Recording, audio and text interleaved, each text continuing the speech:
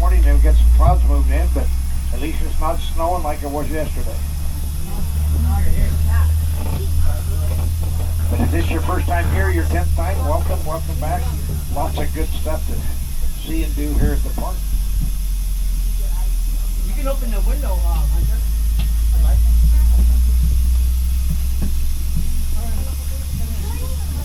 Welcome to Zion National Park, one of the greatest geologic wonders in the world. Zion Park is a place of outstanding scenery, a sanctuary for wildlife, an oasis in the desert, and a homeland for generations of native people and pioneers. Zion National Park is a place for you and future generations to make lasting memories. Here's what you need to know about the shuttle bus system. You can get on or off at each of 8 stops between the Zion Canyon Visitor Center and the Temple of Sinawava. The shuttle bus schedule is posted at every shuttle stop. It takes about 40 minutes to ride from the Visitor Center to the last stop at the end of Zion Canyon. Your safety is important to us, so keep your arms, head, camera, phone, and walking stick inside the shuttle bus at all times. It is okay to drink water on the bus, but please do not eat or smoke. If you want to take your bicycle into the canyon on your next trip, put it on the rack on the front of the bus. Each shuttle bus can carry 3 bikes. E-bikes are not allowed in the shuttle or on bus bike racks. Please stop and wait for shuttle buses to pass if you are riding your bike in the future. Whether you're here for a few hours or several days, refer to the park booklet to make the most of your visit. It has useful information for planning your trip, including a park map, shuttle bus schedule, and descriptions of hiking trails, points of interest, ranger programs, and youth programs. To enjoy Zion and help us care for your national park, please stay on the trails and don't feed the wildlife. Be careful, drink plenty of water, and remember that your safety is your responsibility. Enjoy your time here in this very special national park.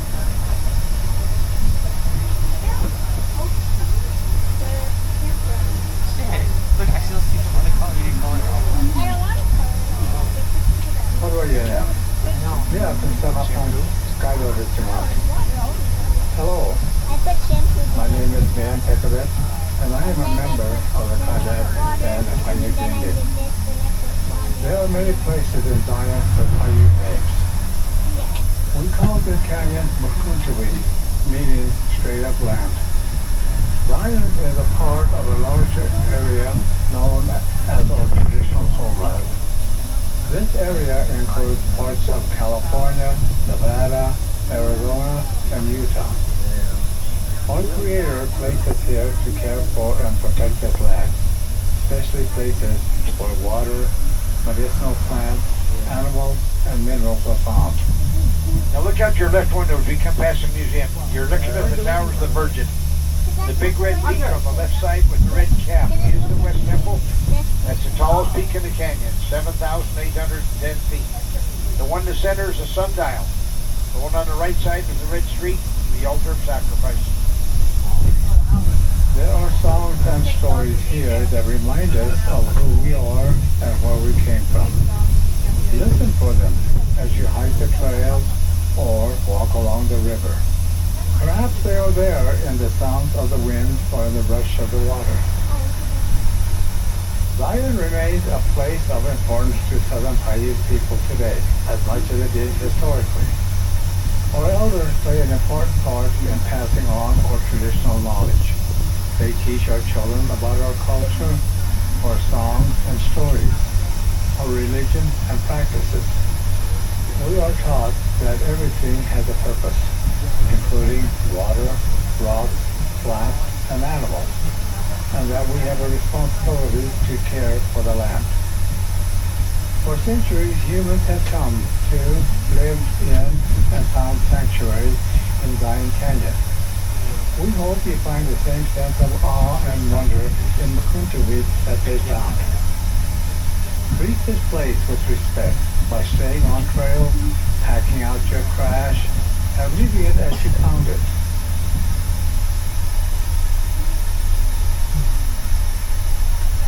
After you finish your visit here in Zion, if you're planning to go to Bryce Canyon, the Grand Canyon, Ocho Lake Powell, this is the road you want to be on. This is Highway 9.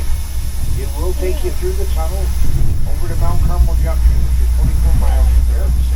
When you get to Mount Carmel Junction, that's Highway 89. If you turn left, it'll take you up to Bryce Canyon. If you turn right, it'll take you down to Canal. Oh no, I All kind the of. way to the Grand Canyon, Lake Powell, and Big Bear Hill. On the way back. Yeah. Where? No, this road goes through the front.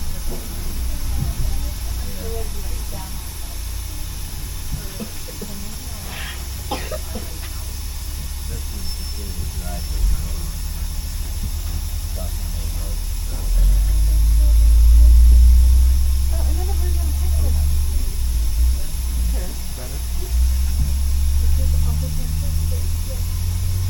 A lot of things happen in the park all the time. We have rock slides and flash flooding and lots of different things that Mother Nature does.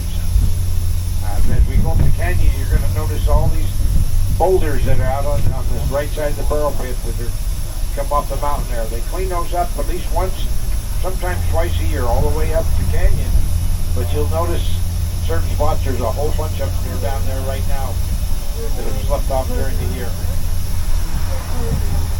About a week and a half ago, we had a heavy-duty boulder come off the mountain and hit the road. If you drive up there, we'll drive over that spot where it was. But if you look out in the river right now, down in the river right there, you see that huge, big red boulder that's down in the middle of the river. That came off the mountain, came bouncing down. It hit about where this bicycle is. It hit the road, made a big divot in it, ruined the manhole cover, and also knocked the power out from the lodge. Finally, they got that fixed, and it bounced, and then it went down in the river, about the size of a 10-wheeler truck. So it really did a number on it.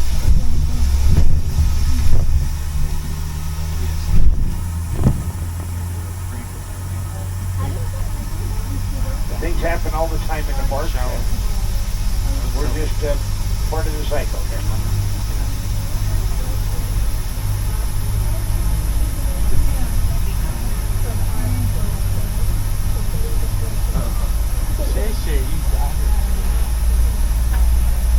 Maybe the next rabbit will help us. Hello, my name is Brianna Claude. I'm an interpretive ranger here. I'm going to tell you a little bit about how Zion Canyon was created.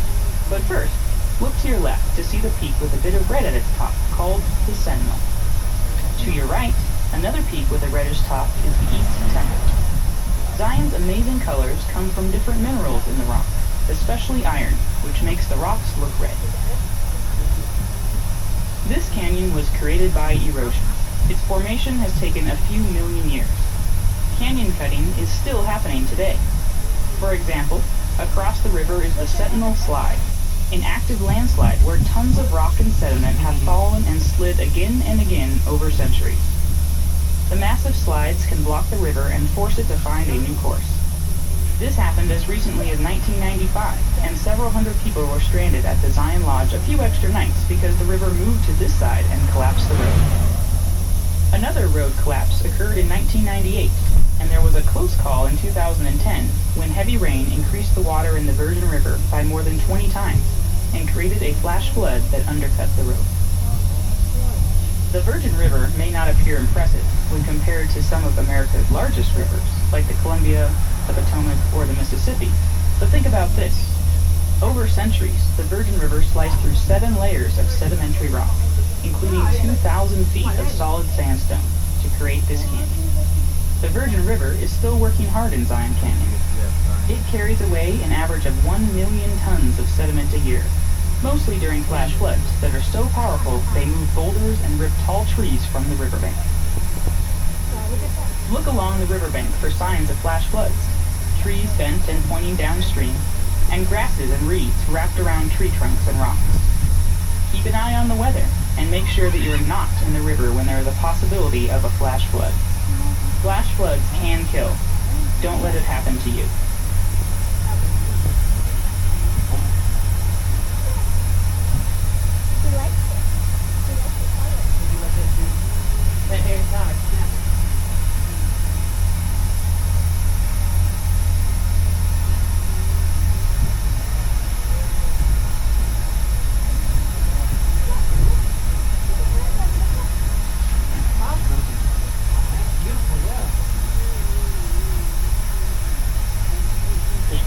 coming up, or first stop coming up here is the Court of the Patriarchs. When you get to the stop, there's a short 100-yard round-trip trail. Goes up this little hill. It'll give you a great view of the Patriarchs that are over here on your left side.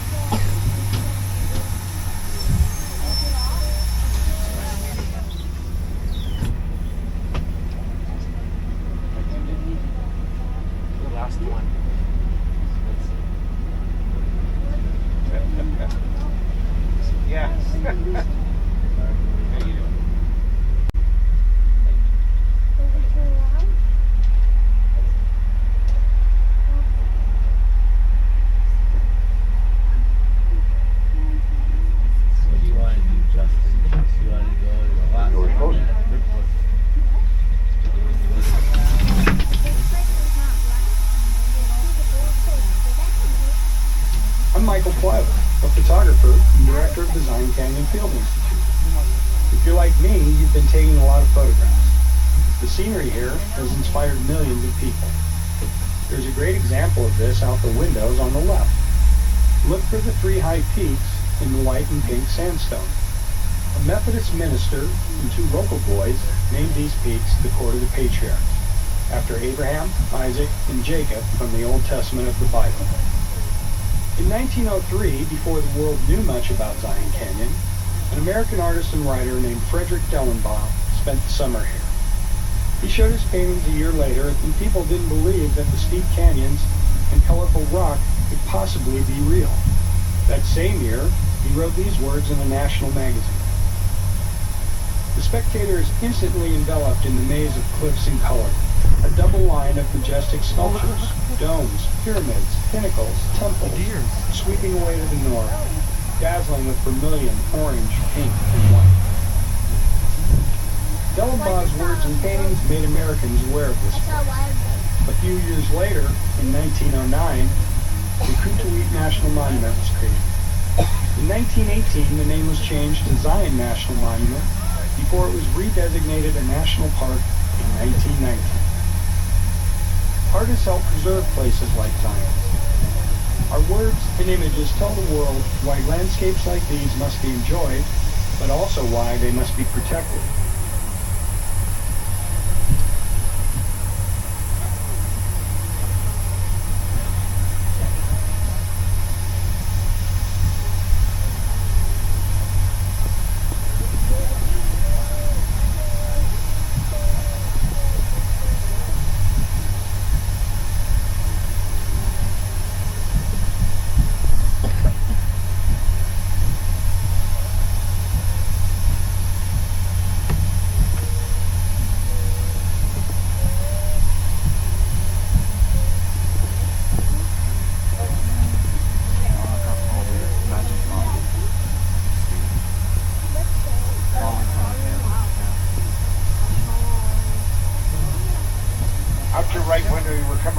Some of the cottages here from the lodge, a very popular spot to stay at year-round. On your left, you see the horse corral. They offer 1-hour rides and 3-hour rides daily.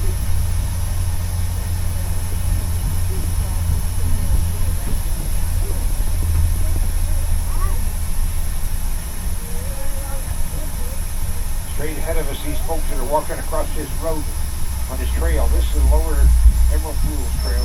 Yeah. Starts at the lodge, and I'll point that out in just a moment.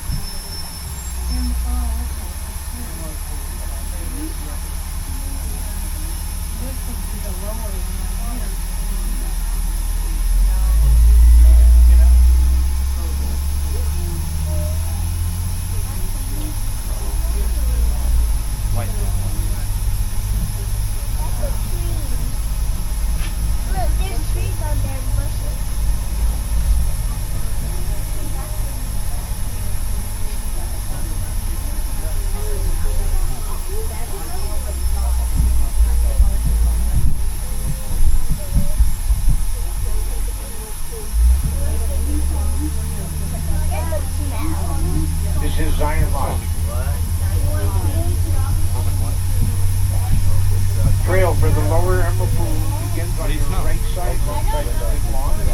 Follow that sidewalk out over across the road and across the bridge to the trail. There's a full-service restaurant, open-air cafe, gift shop, spring water refill station and restroom here. Now, if you get out here and go hiking or go to lodge, and then later want to continue up canyon, come back to this stop. This stop will always go up canyon. That stop for that other bus will take you back down the visitor center. No, we're not going. We're going to the last stop.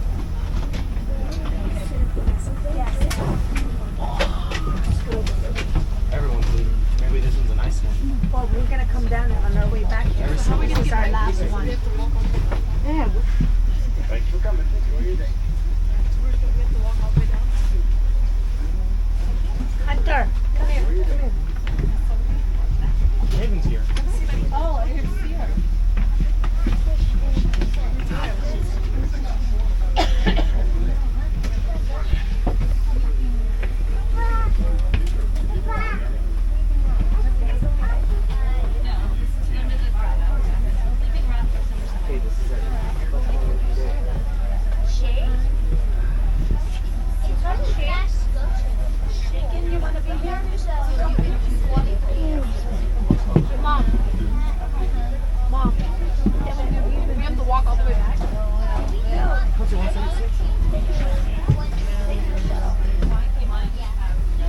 Sit next to Grace Sam. That way you can bend it forward.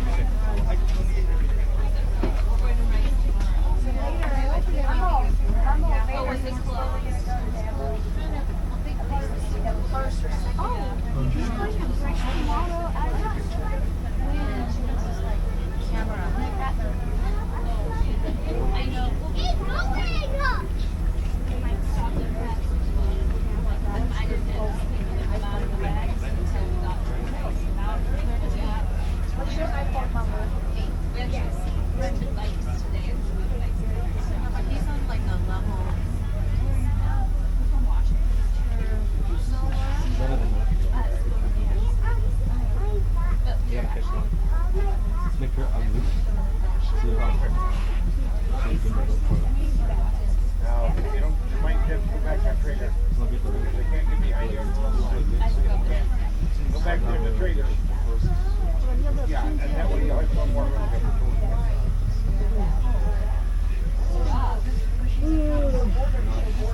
Save her eyebrows, huh?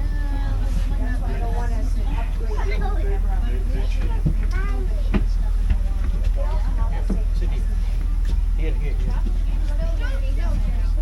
Doors closing.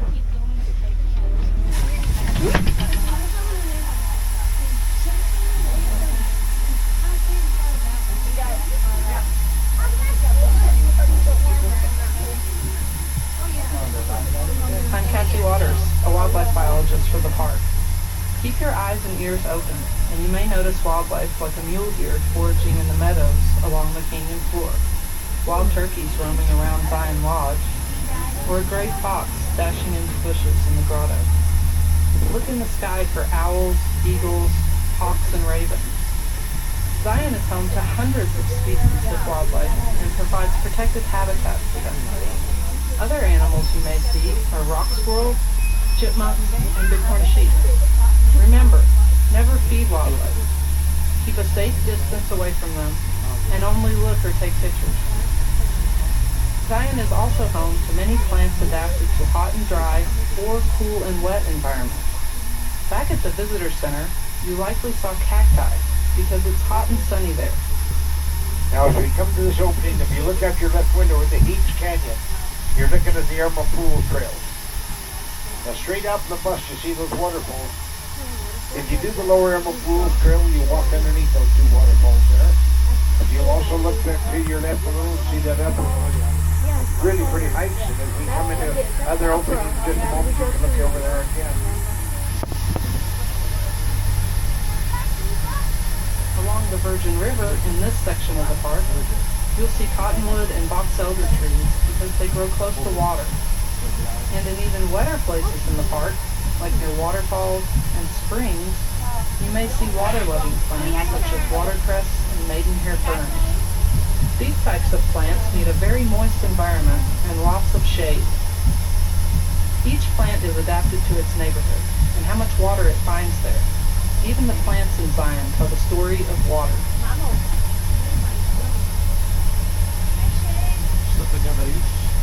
The next stop is the Grotto. If you have a permit to hike Angel's Landing, be sure to have it ready to show park rangers. If you do not have a permit, you can apply for one to hike tomorrow using free Wi-Fi at Zion Lodge. Permits are not available on the day of hiking, and park rangers may ask to see your permit anywhere on the trail. This next stop coming up is the Grotto.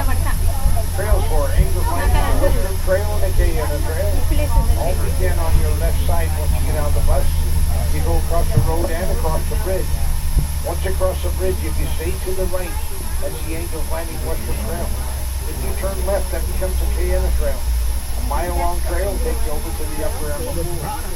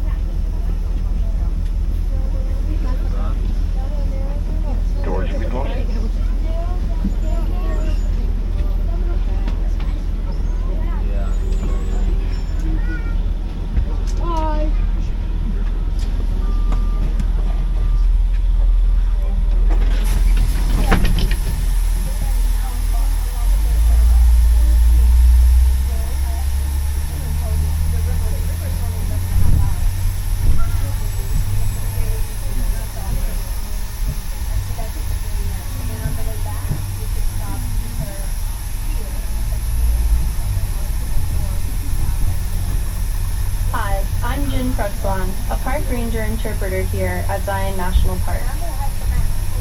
One of the most popular hikes, and one that I am frequently asked about, is Angel's Landing. It's across the river just ahead, out the windows on the left. The trail to Angel's Landing cuts back and forth along the canyon wall. You might be able to spot hikers over there on their way up to Walter's Wiggles, which are a series of 21 steep switchbacks. Walter Rouge, the first park manager at Zion, designed the Wiggles as part of the Angel's Landing Trail. He wanted to allow visitors to reach the viewpoint overlooking the canyon, which someone once said was so high only angels could land there. Look out your left window, across the river, you see those hikers on that trail. That's the Angel's Landing Western Trail, just started the Grotto. As we come around this curve though, look straight ahead the way the bus is pointing right now, where the mountains come down to a V. Right at the bottom of that V, there's a diagonal cut in the rock that looks like an eyebrow. Look real close, you might be able to see some hikers walking up and down that diagonal cut. And once they go through the V though, they walk way back in the canyon, where you run into those switchbacks called Walter's Wiggle, and that's how they get up on top of the Angel's Landing, the big mountain directly in front. Beautiful hike. When we get up by Big Bend, I'll show you where they end up. As we come in this section, if you look straight forward, you see the different layers of sedimentary rock that have been formed over the millions of years. Each layer is just a little bit different in color. That's due to the mineral content that was in the area when that particular layer was formed. They look like layers of cake stacked one on top of the other. Oh, look at the waterfall. The big white peak up front there with the red cap is observation point. Now, since the slide, the only way to access that trail is from the east entrance of the park. It is a great hike. When you're on top of observation point, you can look down on Angel's Landing. Now, with all the snow that we've had lately, I don't know that you're going to be able to get up there at that time, but it's still a great hike. This amazing trail is listed in the...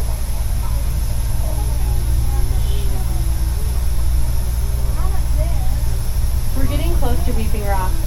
What makes rocks weep in Zion? This is a desert, after all. But high on the plateaus, rain and melting snow seep into the Navajo sandstone and slowly filter down until the water reaches a less permeable layer it can't move through. The water is forced laterally out of the rock creating a spring. Springs at Weeping Rock constantly drip water that nourishes delicate ferns and flowers hanging on the rock. There are also hanging gardens at the Emerald Pools and along the riverside walk. These green gardens add to the uniqueness of Zion and make you forget for a moment that we are in a desert. And Weeping Rock is straight ahead. I'll be on your right. You see that waterfall is running. That's coming out of Echo Canyon. But the water, I mean, the rock down below it is all wet. That's where that water is dripping out. The water dripping out there has been tested to be about 1,200 years old. It's taken that long to filter down to the sandstone. Now, if you take that hike, just once you get out of the bus, you follow that sidewalk in the canyon. It's half mile around the trail. It's really a pretty hike.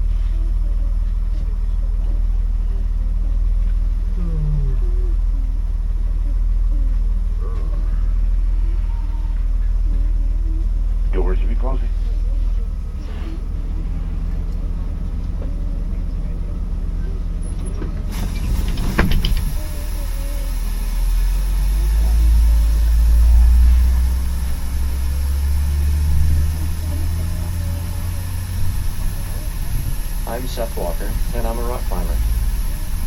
If you look up on the canyon walls, you might see me and other rock climbers appearing to defy gravity.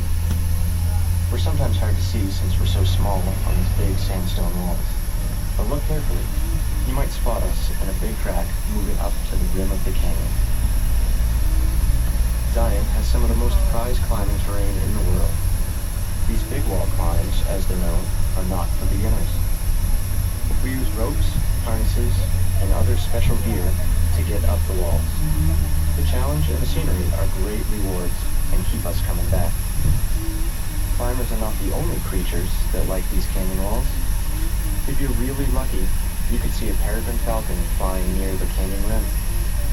Falcons prefer to nest in cliffs, so the National Park Service closes some of the rock climbing routes in the spring when peregrines nest. These falcons were almost extinct at one time, but now they have recovered in places like Zion, where they are protected. The canyon walls are also the kind of habitat favored by the endangered California condor. Condors take advantage of thermals, rising columns of air, to help them reach soaring heights. In 1982, there were only 22 California condors in the world, but a rescue effort saved them from extinction. Now, there are about 400 in the world, and about 70 wild ones living in Arizona and Utah. This directly in front of us, this big red mountain that we're coming along into, this Angel Planet. Look out your left window, clear at the top of the peak, right on the skyline. When it's open, this closed for a couple more days, but that's where this is where the chains are, and this is where the permits are required. They go all the way out to the left. Someplace they have to hold onto a chain, someplace the trail is much wider than the width of the bus. As we come around this curve, where this red slick rock is separated from the mountain, it also has that shadow. There's a flat lower section that has 2 trees and some brush. That's Scout Lookout. Now anybody can take the trail from the Grotto to Scout Lookout. You don't have to have a permit. On the other side of Scout Lookout is where those Walter Twiggle switchbacks are. really an amazing hike. Now, this section of the canyon is very popular for face rock climbers. In the spring and the fall, they're here all the time. They climb on both sides of the canyon. It's amazing to watch them when they're up there high. They look like flies on a wall. Look out your left window across the river. Just above the tree line, you see those two white spots. Follow those white spots vertically straight up all the way to the top of the mountain. That is Moonlight Buttress, one of their favorite climbs. It's usually a 2-day climb. And when they climb that, if they stay overnight, they make a little portaledge and sleep right there hanging on the mountain.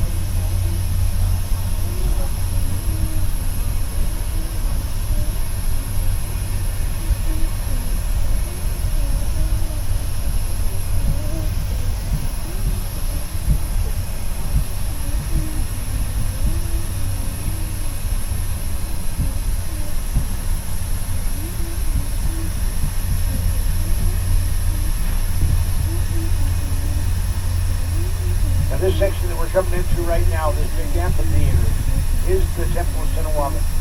Named after a great Paiute Indian chieftain by the name of Sinawava, who they consider to be a god and creator. So in reverence to him, they named this whole area the Temple of Sinawava.